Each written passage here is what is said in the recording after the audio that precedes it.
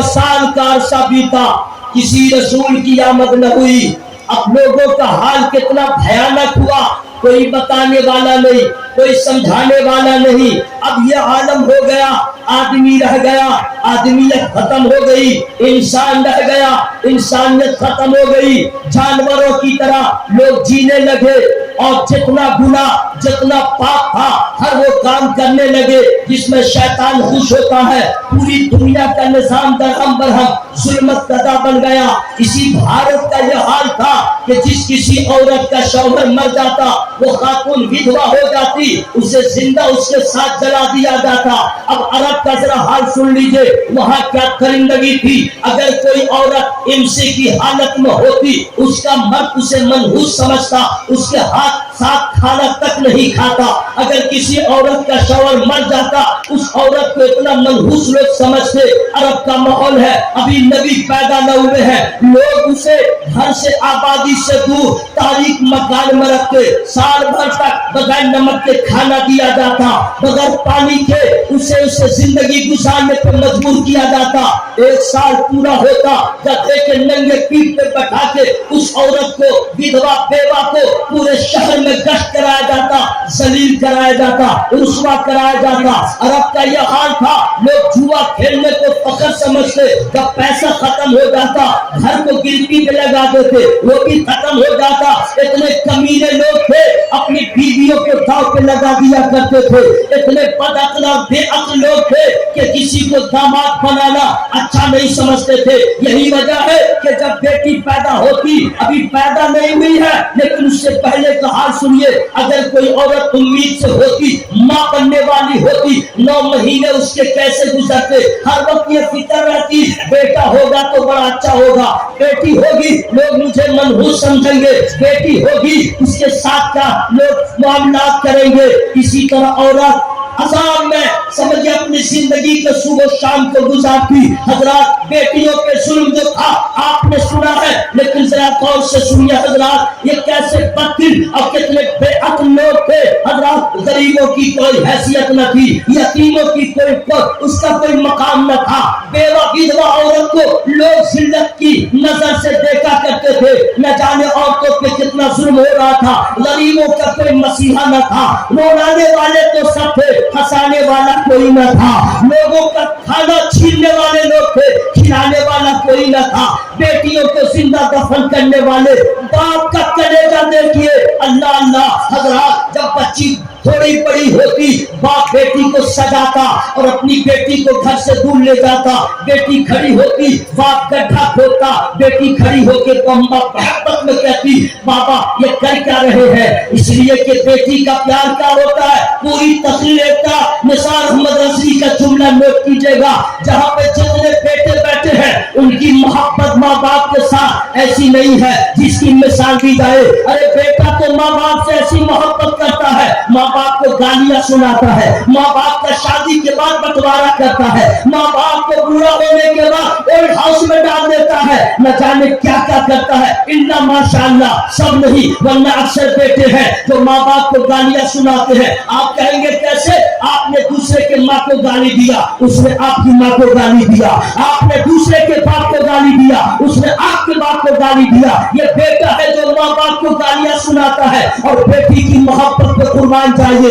بیٹی وہ ہے شادی ہو کے جب سسرال جاتی ہے، اور اگر کوئی نالائق ہسبینڈ مل جائے تو اگر بیوی کو مارتا ہے وہ برداشت کرتی ہے، بیوی کو کھانا دیتا ہے وہ برداشت کرتی ہے، بیوی کو ستاتا ہے وہ برداشت کرتی ہے۔ لیکن جس دن بیوی کے ماں باپ کو اس کا شوہر کچھ برا کہہ دیتا ہے، وہ عورت خاتون کاٹ جاتی ہے اور فوراً کہتی ہے، آپ نے مارا میں نے برداشت کیا، آپ نے ستایا میں نے برداشت کیا، آپ نے مجھے ستم کیا میں نے برداشت کیا، لیکن میرے ماں باپ کو کچھ نہ کہو، میرے ماں باپ کو برا نہ کہو۔ یہ بیٹی کی محبت ہے، سارے بیٹوں کی محبت احترام اور بیٹی کی محبت احترام۔ جو بیٹی کھڑی ہے، باپ گڈھا کھود رہا ہے، بیٹی کو کیا کیا؟ زندہ لے گیا، کمرے میں رکھ دے رہا ہے اور بیٹی وہاں سے کہہ رہی ہے، ابا یہ پیار کا کیسا نرالا انداز ہے، ابا یہ پیار کا کیسا طریقہ ہے۔ لیکن بد عقل بے عقل یہ اندھا باپ ہے، مٹی کھا رہا ہے، ابھی بچی کو کوئی خبر نہیں، تصور میں نہیں ہے کہ باپ بھی ایسا کرے گا۔ اور اب کا ایسا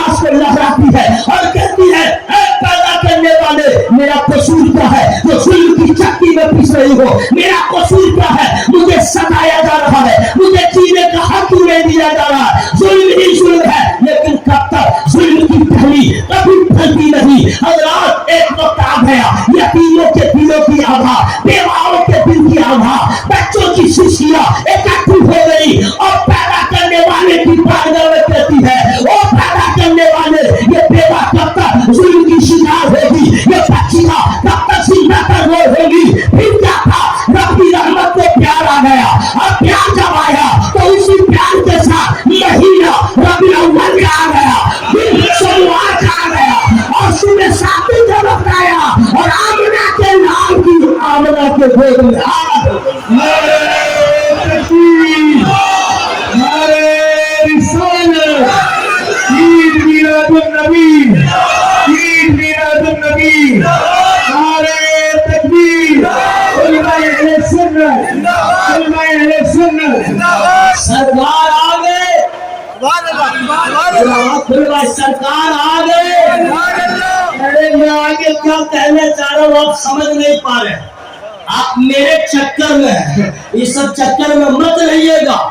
یہ جو میں بول رہا ہوں یہ ہارلکس کا کمال نہیں ہے، یہ سنکارا کسی وٹامن کا کمال نہیں ہے، یہ تو میرے غوث پاک کے کرم کا کمال ہے۔ آپ میرے بارے میں کچھ ڈیسیژن مت لیجیے گا۔ اہل سنن کی نجدی سے جب بات بڑھ گئی، احمد رضا کے نام کی ایک ذات بڑھ گئی، جب سے ملا ہے دامنے اختر رضا مجھے، دنیا کے سامنے میری اوقات بڑھ گئی۔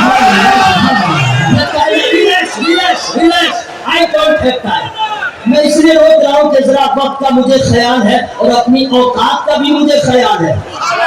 میں کہنا کیا چاہ رہا ہوں برا نہیں مانیے گا، ذرا سا وقت بچا رہا ہوں، بڑے بڑے مہمان بھی آئے ہیں، کسی کے حق تلفی نہیں ہونی چاہیے۔ سرکار آ گئے، بہار آ گئی، بس یہی لہرانا ہے، سرکار آ گئے۔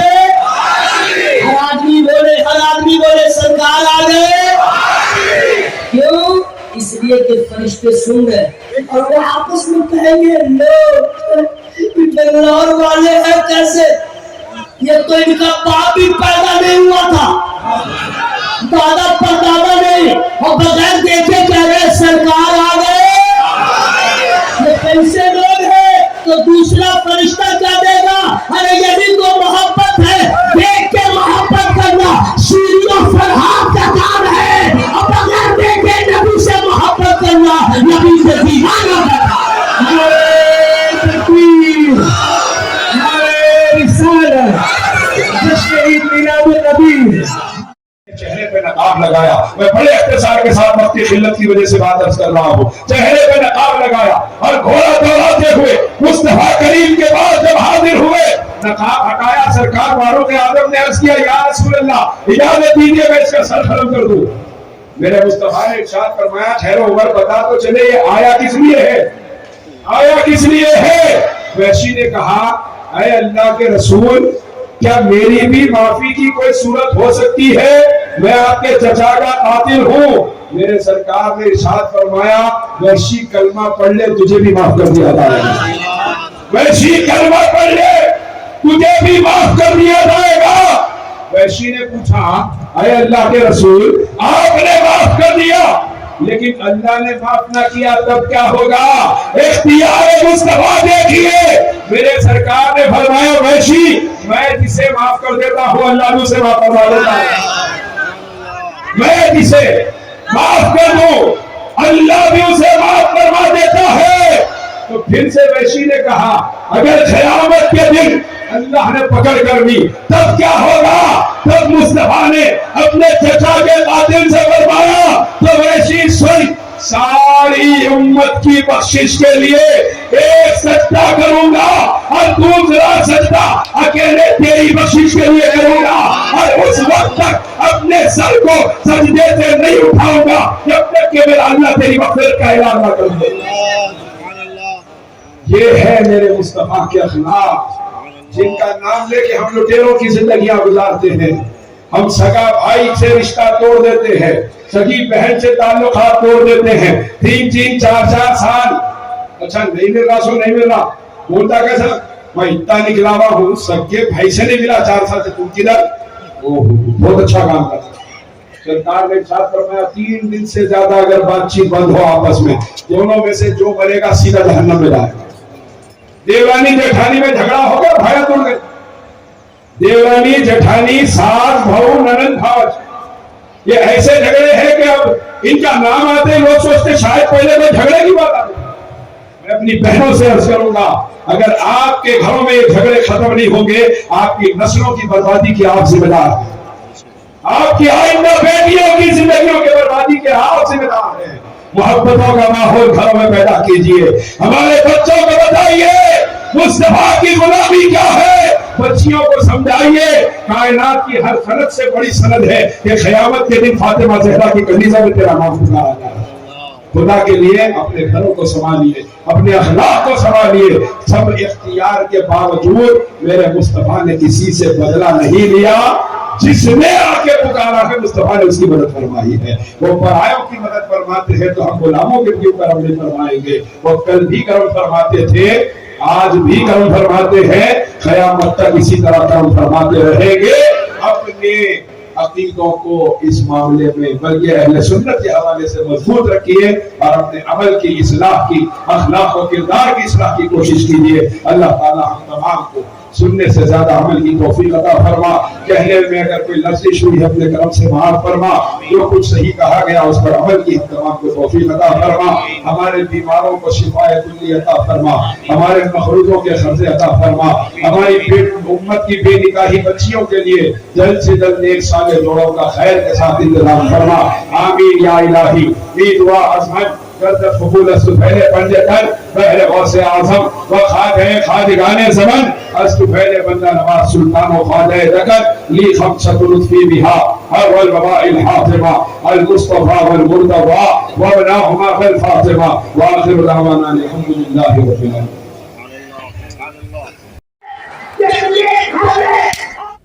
शहर गुलिस्तान बेंगलुरु में जश्न ईद मिलादुन्नबी सल्लल्लाहु अलैहि वसल्लम के जलसे व जुलूस पुरअमन तरीके से कामयाब तरीके से इख्तिताम पजीर हुए। 16 सितंबर बरोज पीर मुसलमानाने बेंगलुरु ने अज़ीम शान तरीके से पूरे जोश व जज्बे के साथ, शान व शौकत के साथ आकाए नामदार ताजदार मदीना हजरत मोहम्मद मुस्तफ़ा सल्लल्लाहु अलैहि वसल्लम का यौम विलादत मनाया।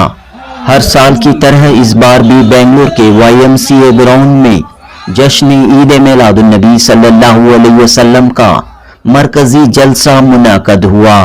हजारों की तादाद में आशिकान रसूल ने इस पुरनूर पुरबहार जलसे में शिरकत की। वजीर अक़लियती बहबूद वक्फ और हाउसिंग BZ ज़मीर अहमद खान ने अलम कुशाई की। वजीर सेहत दिनेश गुंडूराव ने हुकूमत कर्नाटक की जानिब से तमाम मुसलमानों को ईद मिलादुन्नबी सल्लल्लाहु अलैहि वसल्लम की मुबारकबाद पेश की।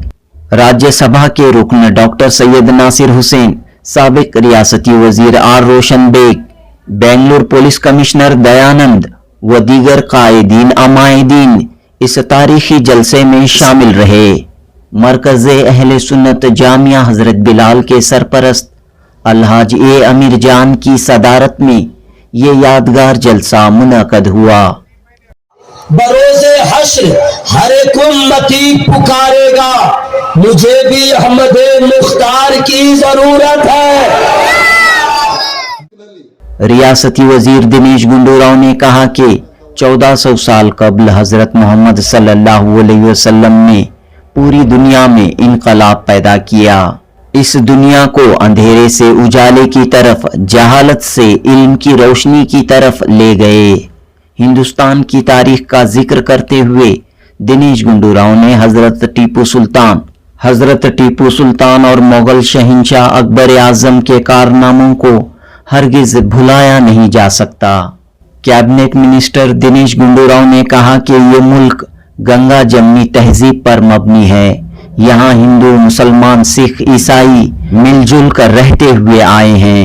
लेकिन मौजूदा दौर में चंद ताकतें ये नहीं चाहती कि हिंदू और मुसलमान मिलजुल कर रहें। दिनेश गुंडूराव ने कहा कि ایسی طاقتوں کے خلاف کانگریس لیڈر راہل گاندھی تحریک چلا رہے ہیں، نفرت کے خلاف محبت کو عام کر رہے ہیں۔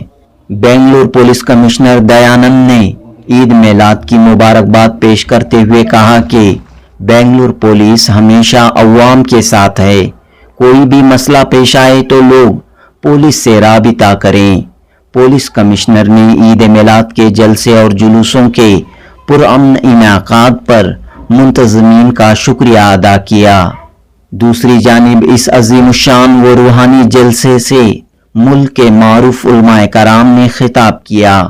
کولکتہ سے آئے معروف عالم دین مولانا نثار احمد کولکتوی اور حیدرآباد سے آئے مولانا کاشف پاشا اور بنگلور کے معروف عالم دین مولانا ذوالفقار علی رضا نوری نے سیرت النبی صلی اللہ علیہ وسلم پر روشنی ڈالی۔ ان علماء کرام کے پرمغز اور شعلہ بیان خطابات سے لوگوں کو استفادہ کرنے کا موقع ملا۔ اس موقع پر مرکزی میلاد و سیرت کمیٹی سنی جمعیت آل کرناٹکا اور مرکزی جلوس محمدی کمیٹی کے نمائندے افسر بے قادری، معید الرحمان قادری، برکت حسین و دیگر نے جلسے کے کامیاب انعقاد پر تمام احباب اور پولیس و دیگر کا شکریہ ادا کیا۔ جنوبی ہند نیوز رپورٹ۔ بن گیا 18,000 مخلوقات